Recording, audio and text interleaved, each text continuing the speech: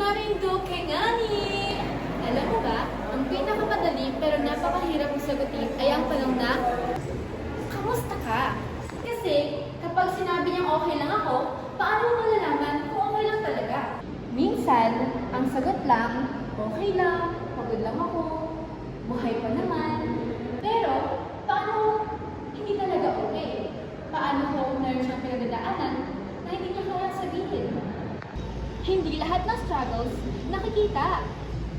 May mga taong nakangiti, nakikipagkwentuhan, pumapasok araw-araw, pero unti-unti na pala sila nahihirapan.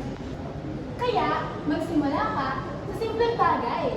Mag-usap, kumustahin, makinig. Pwede ka lumapit sa mga taong pinagkakatiwalaan mo, katulad ng kaibigan, pamilya, guidance counselor, health worker, at mga mental health professionals. Speak, seek, heal! Dahil ang mental health, kailangan nating mas